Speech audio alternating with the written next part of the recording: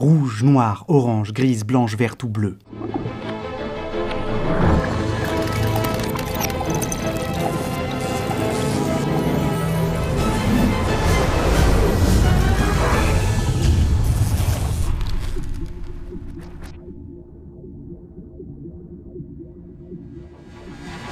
Pour se dépayser, il n'est pas toujours nécessaire d'imaginer des mondes parallèles. Il suffit parfois de se poser là et de se demander à quoi cet endroit ressemblait il y a 1 mois, 10, 100, 1000 ou 100 000 ans. Et pour initier ce voyage dans le temps, qui va survoler les dizaines de paysages enfouis dans le passé, commençons par plonger aussi loin que l'on puisse remonter il y a 4,53 milliards d'années. Bienvenue à l'AD1. Si vous sortiez d'une hypothétique machine à remonter le temps dans cette vision de cauchemar, le premier truc que vous feriez serait sûrement de remonter dardard dedans. Car notre planète, qui vient alors à peine de se former, n'est encore qu'une boule de roche liquide entièrement recouverte d'un unique océan de lave de plusieurs centaines de kilomètres de profondeur. Il n'y a alors aucun paradis sur Terre, tout n'est qu'un véritable enfer. Aucune lune n'est encore présente dans le ciel, mais bientôt, notre satellite va faire son entrée et elle sera fracassante. Dans un grincement de fin du monde, la Terre primitive rentre soudain en collision avec un objet de la taille de Mars. Sous la violence inouïe du choc, les deux astres fusionnent et une partie de la matière éjectée par l'impact va former un anneau de débris qui, en quelques dizaines d'années, s'agglomère pour donner la Lune, qui est alors une boule incandescente, 20 fois plus près de nous qu'elle ne l'est aujourd'hui. Les puissants effets de marée qu'elle engendre soulèvent littéralement le sol en fusion. La surface de notre planète est alors le théâtre de marées de lave. La violence de l'impact a aussi accéléré la rotation de la Terre, si bien qu'ici défilent 4 couchers de soleil en 24 heures. 100 millions d'années se sont maintenant écoulées depuis le cataclysme. Le dégazage des océans magmatiques a fini par donner naissance à une atmosphère surchauffée et dense. Vu depuis l'espace, notre monde est désormais recouvert d'un voile sombre et opaque, provoqué par de grandes quantités de méthane, de dioxyde de carbone, d'hydroxyde de soufre et de vapeur d'eau.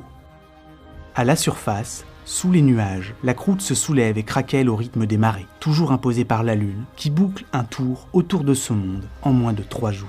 Bientôt, l'eau va pouvoir ici passer à l'état liquide, malgré une température atmosphérique de plus de 300 degrés.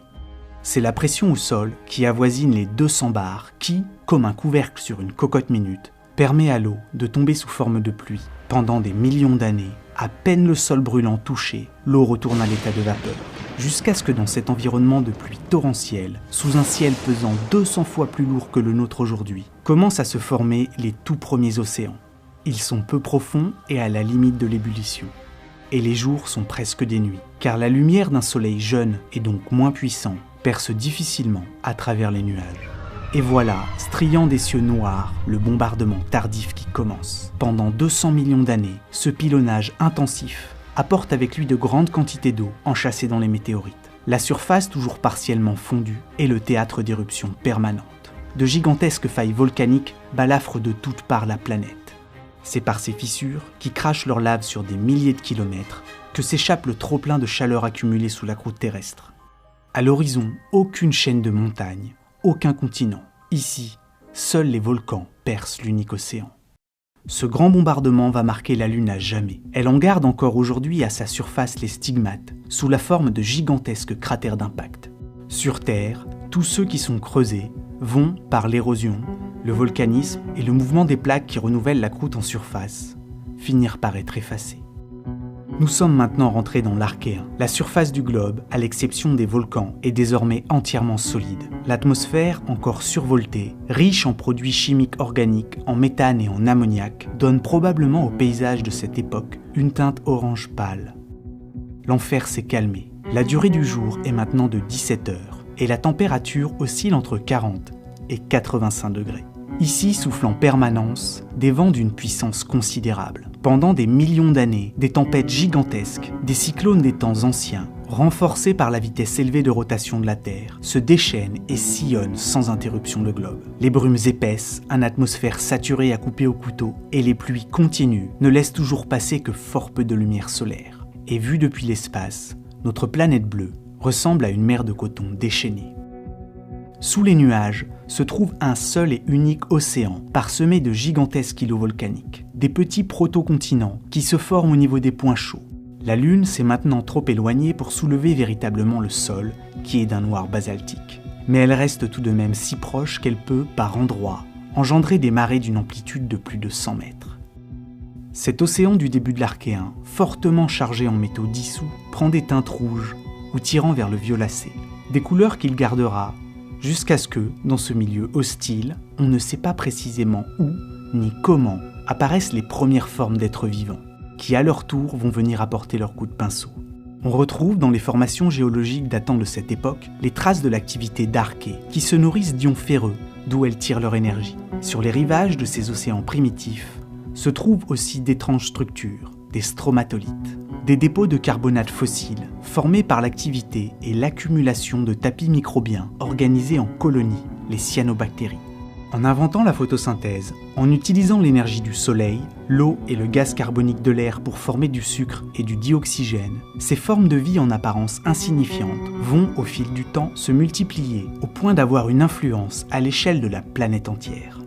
En commençant par celle de l'océan, où pendant plus d'1 milliard d'années, l'oxygène se combine avec le fer dissous qui précipite doucement pour y former de grands dépôts de rouille.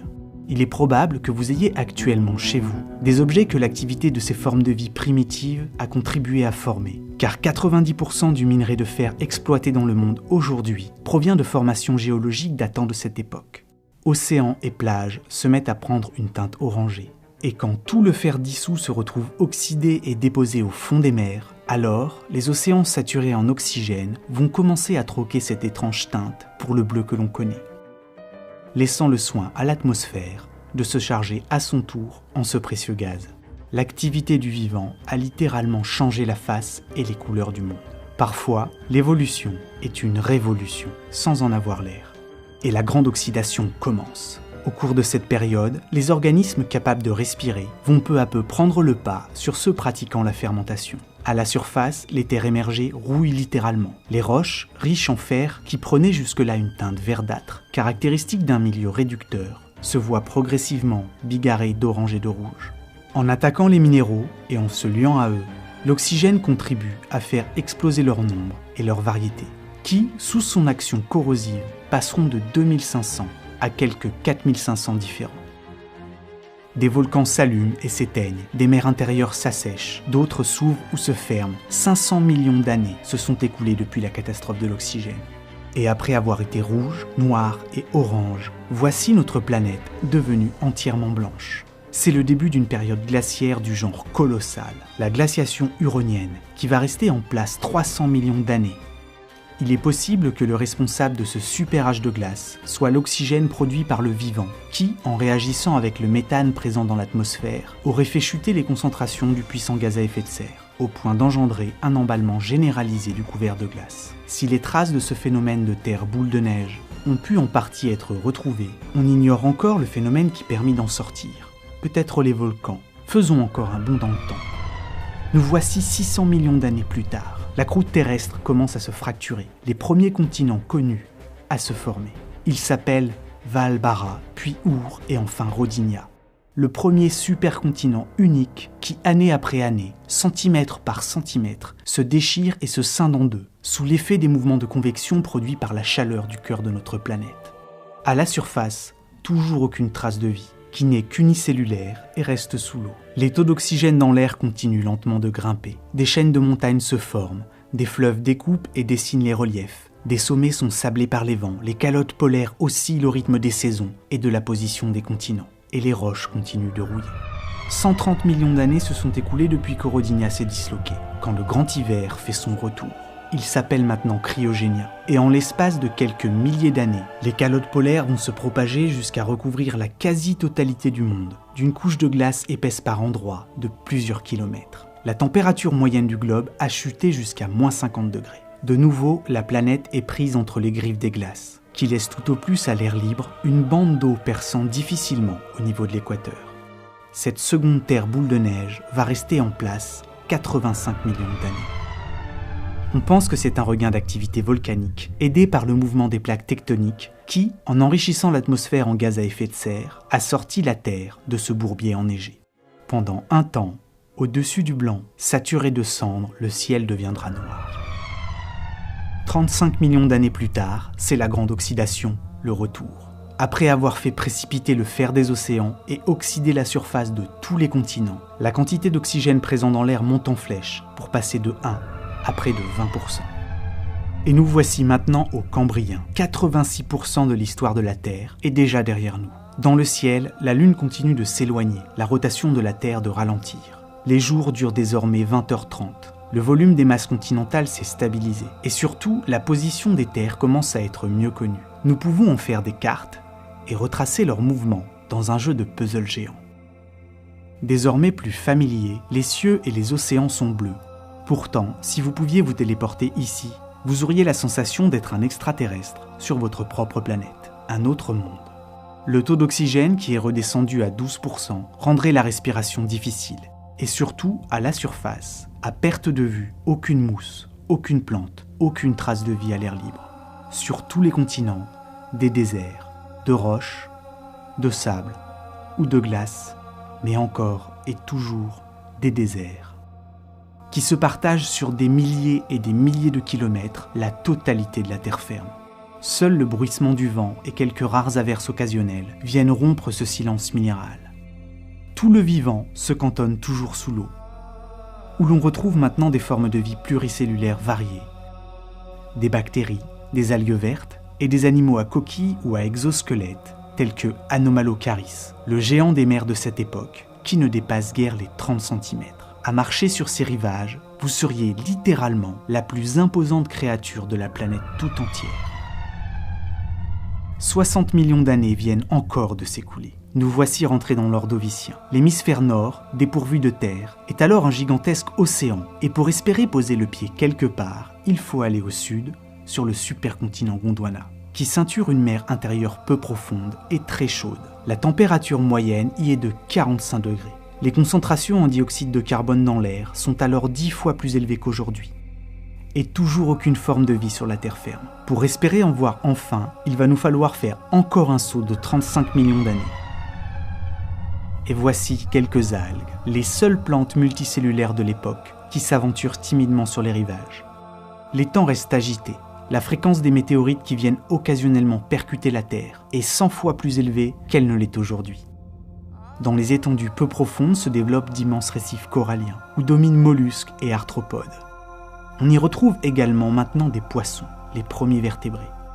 La formation et la débâcle des grandes calottes de glace du pôle sud fait osciller le niveau des mers. Et bientôt, la venue d'un épisode glaciaire particulièrement marqué va faire baisser d'une centaine de mètres le niveau global de toutes les mers de la planète. La quasi-totalité des récifs coralliens vont disparaître. À l'échelle du globe, un tiers seulement des espèces survivra. 20 millions d'années plus tard, les calottes ont totalement fondu. Le niveau de l'océan universel, Pantalassa, est monté de près de 300 mètres. Sur la terre ferme, centimètre par centimètre, mousse et algues partent à la conquête du monde. De petites plantes s'aventurent maintenant le long des cours d'eau. On retrouve à proximité de petits crustacés qui seront bientôt les premiers animaux à marcher sur la terre ferme. That's one small step for a crustacean, one giant leap for life. Bientôt suivront les protoamphibiens. Bienvenue aux Dévoniens. Sur Terre, toujours à peu près rien. Pour que la vie n'affecte réellement les paysages à l'air libre, il va encore falloir patienter 40 millions d'années. Et voilà les plantes qui lentement, sûrement, ont fini par s'approprier les terres. Aucun grand herbivore ne les menace encore. Et par leur effet sur l'érosion et la sédimentation, elles modifient et façonnent maintenant le climat. Ici, tout est de plus en plus vert. Nous voilà atterris au Carbonifère. La vie a maintenant entièrement colonisé les terres et les plantes développé des systèmes racinaires. Ce qui va devenir un jour la France se retrouve plus ou moins au niveau de l'équateur. Elle prend la forme de littoraux sableux et d'une mer peu profonde. On peut aujourd'hui marcher sur les vestiges de ces mondes disparus. Ils se retrouvent sous nos pieds, jusqu'au sommet de certaines montagnes où l'on retrouve parfois des coquillages. Il fut un temps où le Mont Blanc était une plage. La terre fourmille de vastes forêts marécageuses luxuriantes. L'air lourd, chaud et humide qui colle à la peau, et l'odeur forte du bois en putréfaction lente, mettraient nos sens à rude épreuve. Une quantité impressionnante de végétation morte gît au fond de l'eau saumâtre. Il n'existe alors aucun champignon, aucune bactérie ou larve d'insecte capable de s'en nourrir et de le décomposer. et les taux d'oxygène dans l'air crèvent le plafond et peuvent atteindre 40%. Tout prend feu plus facilement. Et quand la foudre frappe, elle est très souvent suivie par un incendie de feu incontrôlable. Insectes et arthropodes ont profité de cet air gorgé en oxygène pour, à leur manière, se mettre à péter le feu. Certains d'entre eux peuvent atteindre des tailles prodigieuses. Il n'est pas rare de croiser des libellules d'1 mètre d'envergure, des scorpions de 75 cm ou des scolopendres de près de 3 mètres. Heureusement, pour nous aussi, respirer et donc fuir serait plus facile. L'occasion de prendre ces jambes à son cou et de les y laisser 40 millions d'années. Pour aller assister à la naissance d'un supercontinent, la Pangée. Au niveau de l'équateur, Eurasie et Gondwana entrent progressivement en collision, créant à leur jonction, en quelques millions d'années, une chaîne de montagnes gigantesque, la chaîne hercynienne, qui court sur des milliers de kilomètres de long et coupe de ses sommets, rivalisant en taille avec les plus hautes cimes de l'Himalaya, le monde en deux. Bientôt, l'apparition d'une imposante calotte glaciaire va transformer le sud de cette chaîne en un petit désert sans fin. Dans les océans, la vie, elle, grouille et n'a que faire des affres de la surface. Elle va continuer ainsi à prospérer pendant 30 millions d'années. Lorsque commence, dans ce qui deviendra plus tard une partie de la Chine et de la Sibérie, des éruptions volcaniques d'une ampleur phénoménale. Des flots de lave continus percent la croûte terrestre au point de recouvrir en près de 500 000 ans d'activité ininterrompue une étendue d'une taille comparable à l'Europe, de 5 km d'épaisseur de lave. Ces immenses épanchements de basalte impactent la planète tout entière. À 15 000 km de là, les cendres en suspension dans l'air provoquent sûrement partout le soir des incendies de couleur à l'horizon. Le dioxyde de soufre, craché par les volcans, se dissout dans l'eau de pluie, et le ciel pleure des gouttes d'acide sulfurique. Appauvris en oxygène, les milieux marins sont étouffés par les algues roses. La température moyenne de surface monte jusqu'à 40 degrés. L'eau des fleuves et des lacs s'évapore, et la surface se désertifie presque entièrement. Lorsque la crise biologique la plus violente que la Terre ait connue se termine enfin, 70% des espèces vivantes sur le continent et 95% de celles des océans ont été rayées de la carte. Il faudra dans sa globalité plusieurs millions d'années à la vie pour s'en remettre. Et nous voici maintenant au Trias. L'ensemble des terres émergées de la Pangée commence à se disloquer, toujours entouré d'un unique océan mondial, Pantalassa. Les sommets de la chaîne hercynienne commencent à perdre de leur majesté. Les montagnes doucement se tassent et s'étalent. Rien n'est éternel à l'échelle des temps géologiques. L'érosion finira par avoir raison de ces cimes vieillissantes. Leurs vestiges rabotés et usés existent encore aujourd'hui. Ils s'appellent Massif central, Vosges, Appalaches ou chaîne de l'Oural. Et à l'intérieur des terres, au sud de cette chaîne, le climat est si chaud et sec que les forêts ont laissé place à de vastes régions désertiques, plus grandes que le Sahara. Les forêts tempérées et humides sont repoussées vers le cercle polaire. On a pu en retrouver des vestiges dans des régions comme l'Alaska ou le Groenland, ou à des latitudes situées à seulement 15 degrés du pôle sud.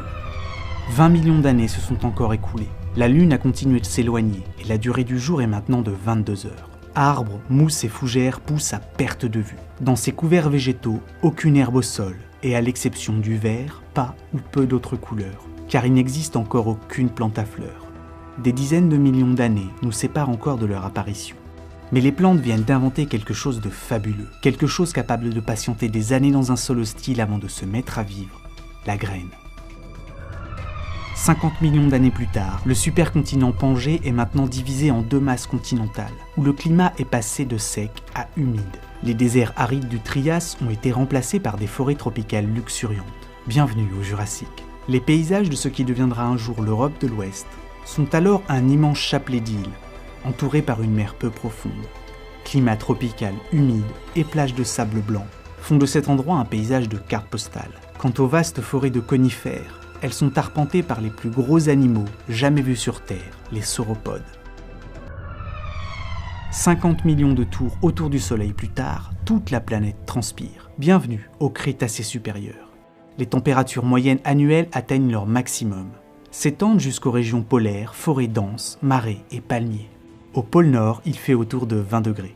Un tiers des terres ont été submergées, et aux latitudes tropicales, la température de l'eau tourne autour de 36 degrés. Conifères, fougères et mousses s'entremêlent avec un nouveau venu, l'arbre à feuilles. Les sons de la nature nous seraient plus familiers. Bruissements et vrombissements des insectes accompagnent maintenant les battements d'ailes des oiseaux. Ce foisonnement de vie luxuriante va encore durer 35 millions d'années, jusqu'à ce que soudainement, la fête s'arrête net. Et après avoir été rouge, noire, bleue, blanche et verte, notre planète se retrouve grise. Après qu'un astéroïde de 10 km de diamètre ait percuté la Terre à quelques 65 000 km à l'heure, laissant derrière lui un cratère de 180 km et le monde dévasté. Pendant un temps, les poussières, éjectées dans l'atmosphère par la puissance de l'impact, transforment, dans la plupart des régions du monde, le jour en nuit. Couplé à l'intense activité volcanique qui ravage au même moment ce qui deviendra l'Inde, ce cataclysme est responsable de l'extinction de 75% des espèces. Mais les poussières finiront par retomber. Les paysages continuaient à s'enchaîner, contemplés par d'autres espèces que la nôtre. Et durant ce voyage, nous aurions tout aussi bien pu nous arrêter ici ou là. Mais en guise d'ultime étape, histoire de finir sur une note plus salée, arrêtons-nous quelques secondes, il y a de cela 6 millions d'années. Pour contempler l'un des paysages les plus surréalistes que la Terre n'ait peut-être jamais porté. Un désert situé sous les mers et qui s'est formé sous l'effet du mouvement des plaques tectoniques suite à la fermeture du détroit de Gibraltar. Lors de cet événement baptisé crise de salinité messinienne, la mer Méditerranée, coupée de l'alimentation en eau de l'océan Atlantique, s'est progressivement évaporée en quelques milliers d'années, laissant en lieu et place de la mer désormais disparue un désert de sel profond peut-être par endroits de 2500 mètres. Dans cette cuvette asséchée, située sous le niveau des océans, le sel déposé a fini par créer un désert blanc et brûlant. Les ancêtres du Rhône et du Nil, tous les fleuves du pourtour de la Méditerranée, qui continuaient eux de couler, creusèrent à leur embouchure des canyons de plusieurs centaines de mètres de profondeur. Arrachant les roches à la croûte par la force de leur débit, ils se frayèrent un chemin jusqu'au fond de la mer asséchée, pour y alimenter péniblement d'immenses lacs salés. On retrouve encore aujourd'hui les traces de leur force brute, marquées dans les relevés sismiques des couches géologiques. Ces paysages de désert de sel de la taille d'un petit continent pourraient donner l'impression de sortir tout droit d'une autre planète. Ils ont pourtant bien un jour existé sur ce monde. Ils y restèrent en place 630 000 ans avant que de violents séismes ne viennent réouvrir le détroit de Gibraltar et qu'un mur d'eau monstrueux provenant de l'Atlantique ne se déverse dans la cuvette démesurée, faisant grimper de 10 mètres par jour le niveau d'une mer Méditerranée renaissante. La quantité d'eau qui se ruait alors chaque seconde est estimée à 1000 fois le débit de l'Amazone. Lorsque le déluge fut enfin terminé, le niveau global de tous les océans de la planète avait baissé de près de 6 mètres. Rouge, grise, orange, bleu ou blanche, la surface de notre monde en a vu de toutes les couleurs. Et les pinceaux qui se cachent derrière ces paysages de passé lointain, les traces de cette histoire agitée sont encore bien présentes. Elles peuvent aujourd'hui être ramenées à la vie en étudiant la composition des fossiles et des roches. Ces endroits ont été, ici, là, sous nos pieds, des ailleurs hallucinants, simplement situés autre part dans le temps. Et même si aucun de ces paysages n'a jamais été vu par un être humain, nous avons pu leur donner des noms, les ancrer dans notre imagination. Et le passé est devenu dans nos têtes un grand nombre d'autres planètes.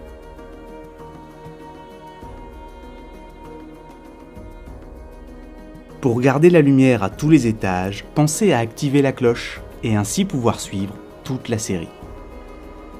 Et si vous aimez les contenus utiles ou futiles, vous pouvez aussi nous suivre sur Instagram, Twitter ou Facebook.